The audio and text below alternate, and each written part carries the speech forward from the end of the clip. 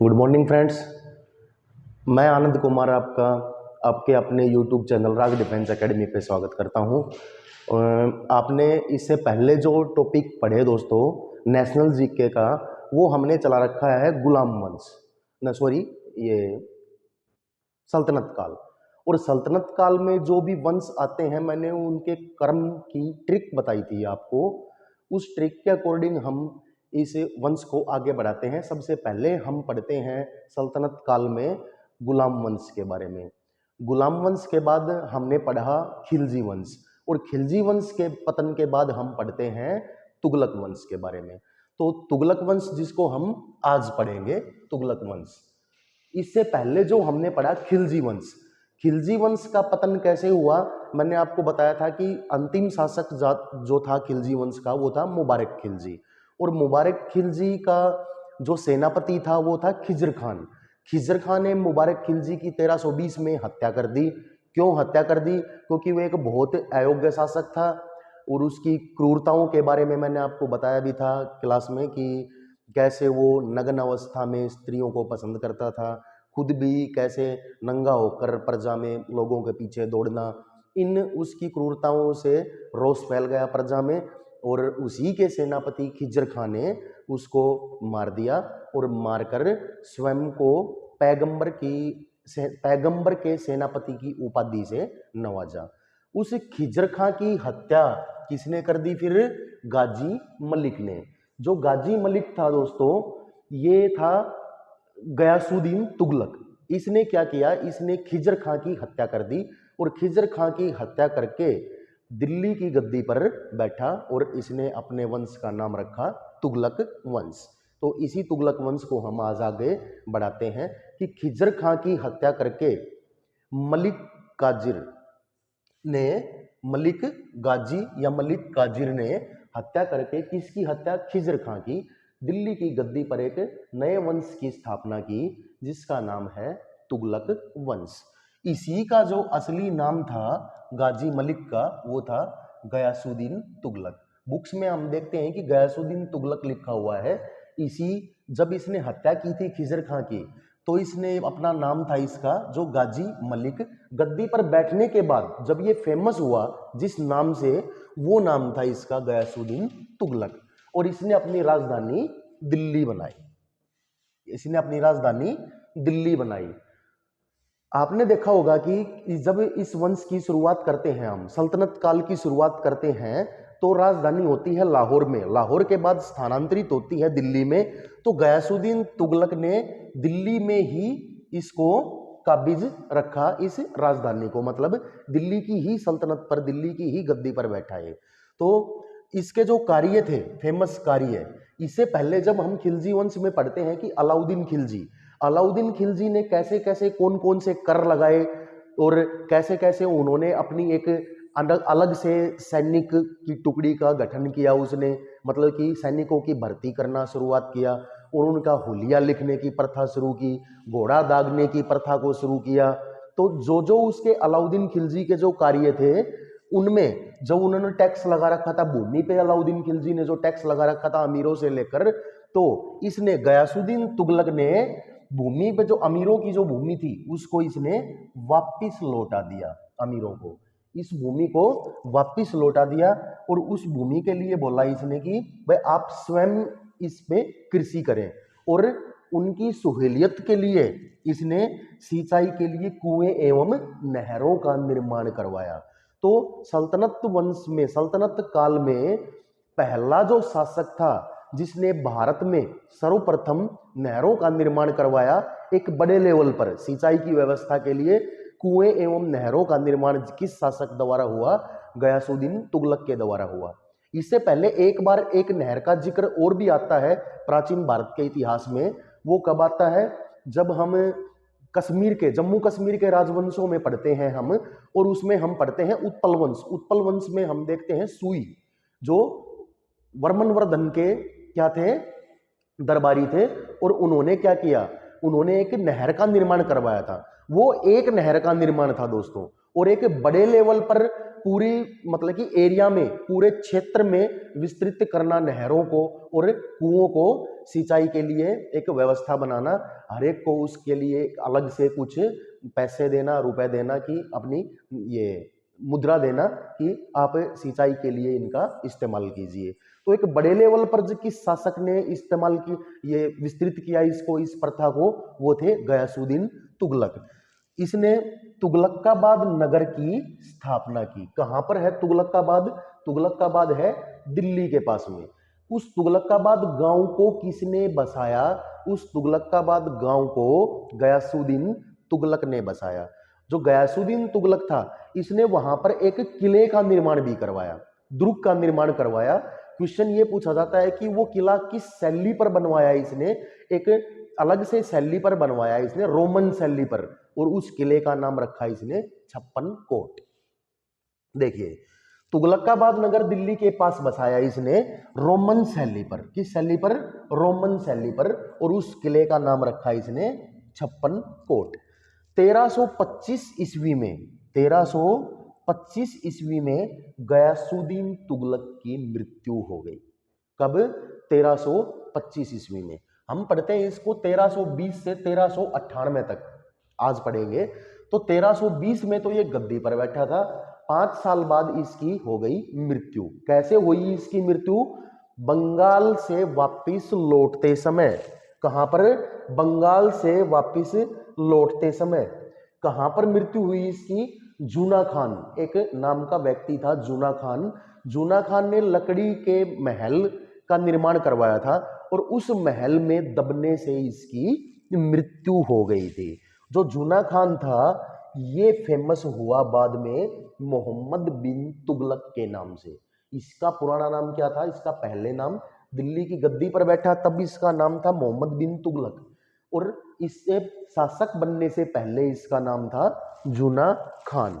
जो मोहम्मद बिन तुगलक शासक बना, मोहम्मद बिन तुगलक सबसे योग्य एवं शिक्षित शासक था। जो मोहम्मद बिन तुगलक था, सब इस वंश में सबसे योग्य एवं शिक्षित। इस वंश में जो मोहम्मद बिन तुगलक था, इसको इतिहासकारों द्वारा क्या कहा गया? सौपनशील, पागल एवं रक्त पिचासु, ये 3 नाम दिए इतिहासकारों ने इसके। क्यों? क्योंकि जो इसकी नीति थी, इसकी नीति बहुत ही क्रूर थी प्रजा के प्रति। तो एक बहुत क्रूर शासक था ये, खुद को योग्य समझता था, विद्वान समझता था, और लोगों को कुछ नहीं, प्रजा को कुछ नहीं समझता था। बहुत ही क्रूर नीति अपनाता था ये अपने दरबार में। इसलिए इतिहासकारों ने इसको सौपनशील, पागल एवं रक्त पिचासु के नाम से पुकारा है। तो इसने जो राजधानी थी अपनी, कहाँ? दिल्ली। इस दिल्ली से इसने अपनी राजधानी को स्थानांतरित किया। दिल्ली की गद्दी पर तो ये बैठा, लेकिन दिल्ली की गद्दी पर बैठने के बाद में इसने राजधानी दिल्ली को हटा दिया और इसने अपनी राजधानी बनाई देवगिरी में। और देवगिरी को का नाम बदलकर इसी ने ही, किसने? मोहम्मद बिन तुगलक ने देवगिरी का नाम बदलकर रखा दौलताबाद, और दौलताबाद को इसने अपनी राजधानी कहा। अब जो इसका फेमस कार्य, जो पेपर में भी पूछा जाता है कि मोहम्मद बिन तुगलक का जो फेमस कार्य था वो क्या था, कि इसने सांकेतिक मुद्रा का प्रचलन किया अपने दरबार में, अपने राज्य में। सांकेतिक मुद्रा क्या होती है? सांकेतिक मुद्रा से अर्थ होता है कि एक अच्छे प्रकार की मुद्रा, मतलब कि उसमें जो धातु का इस्तेमाल होता है वो क्वालिटी, प्योर क्वालिटी होती है। और इसने तांबा एवं कांस्य की धातु का प्रचलन किया, जिसका नाम दिया इतिहासकारों ने इसको सांकेतिक मुद्रा। इस सांकेतिक मुद्रा में इसने कांस्य और जो तांबा का इस्तेमाल किया, वो किया प्योर क्वालिटी का। और एक इतिहासकार हुए हैं एडवर्ड थॉमस। एडवर्ड थॉमस ने मोहम्मद बिन तुगलक को सांकेतिक मुद्रा जब इसने चलाई तो इसको एक नाम दिया प्रिंस ऑफ मनियर्स। ये पेपर में पूछा जाता है, प्रिंस ऑफ मनियर्स की कहकर किसने पुकारा? एडवर्ड थॉमस ने। किसको पुकारा? मोहम्मद बिन तुगलक को। क्यों? क्योंकि इसने सांकेतिक मुद्रा का प्रचलन किया था अपने राज्य में, सांकेतिक मुद्रा चलाई थी। सांकेतिक मुद्रा कौन सी? तांबा एवं कांसा धातु की, और तांबा एवं कांसा धातु प्योर क्वालिटी की, इसलिए इसको नाम दिया प्रिंस ऑफ मनियर्स कहकर पुकारा एडवर्ड थॉमस ने।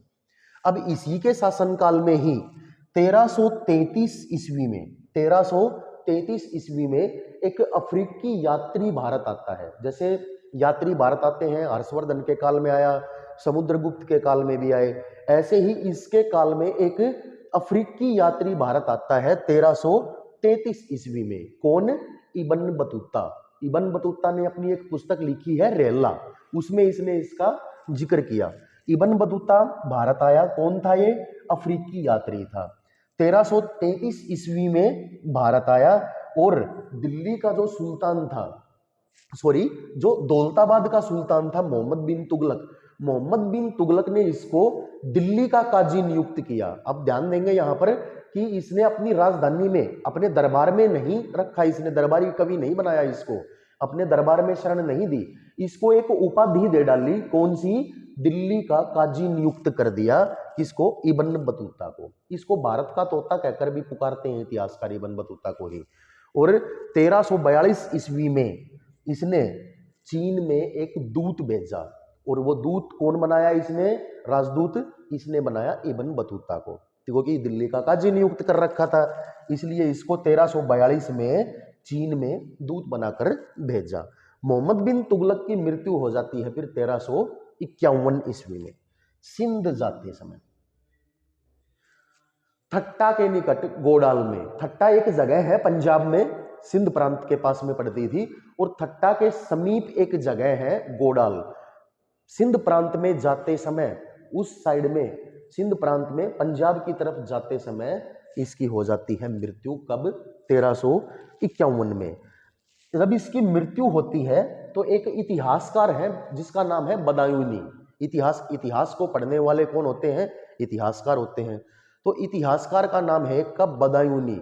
जब मोहम्मद बिन तुगलक की मृत्यु होती है तो बदायूनी अपना एक कथन देता है इतिहास में, क्या?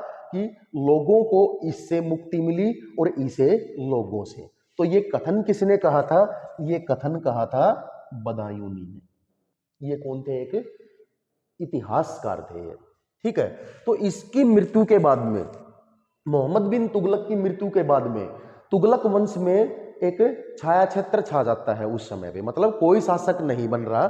तो दक्षिणावर्त क्षेत्र में, दक्षिण भारत की तरफ कुछ नए नगरों का निर्माण होता है, नए नगरों की एक नए साम्राज्य का विस्तार होता है छोटे लेवल पर। तो नए नगरों को स्थापित किया। दो भाई थे ये, हरिहर एवं बुक्का। हरिहर एवं बुक्का ने 1336 ईस्वी में विजयनगर साम्राज्य की स्थापना की, विजयनगर साम्राज्य की। और 1347 ईस्वी में बहमनी नामक साम्राज्य की स्थापना हुई। किसने? बहमन शाह द्वारा। बहमन शाह द्वारा 1347 में बहमनी साम्राज्य की स्थापना, और हरिहर एवं बुक्का द्वारा विजयनगर साम्राज्य की स्थापना। इन विजयनगर साम्राज्य और बहमनी साम्राज्य, इन दोनों साम्राज्यों पर आपको एक अलग से वीडियो मिलेगी 10 से 15 मिनट की। इनको पढ़ना बहुत इंपॉर्टेंट है। इस वंश को हम अब थोड़ा सा आगे बढ़ाते हैं। जो इसके बाद जो गद्दी पर बैठा सल्तनत वंश में, जो मोहम्मद बिन तुगलक के बाद में गद्दी पर बैठा, वो बैठा कौन? फिरोज शाह तुगलक। दोस्तों, फिरोज शाह तुगलक के बारे में आपने पढ़ा होगा कि फिरोज शाह तुगलक एचएसएससी में जो सीईटी का एग्जाम आने वाला है अपना, उसके पॉइंट ऑफ व्यू से भी बहुत इंपॉर्टेंट है, क्योंकि हरियाणा में इसका बहुत रोल है फिरोज शाह तुगलक का। ये एक ऐसा शासक था जो फेमस हुआ नगरों की स्थापना करने में। इसने 300 से भी ज्यादा नए नगर बसाए इसने भारत में। कौन शासक था वो? फिरोज शाह तुगलक। कैसे जाना जाता था? नगरों की स्थापना करने के योग्य से जाना जाता था इतिहासकारों द्वारा। 1351 ईस्वी में ये गद्दी पर बैठा और इसने दौलताबाद से वापिस राजधानी को स्थानांतरित किया दिल्ली, और इसने अपनी राजधानी बनाई दिल्ली।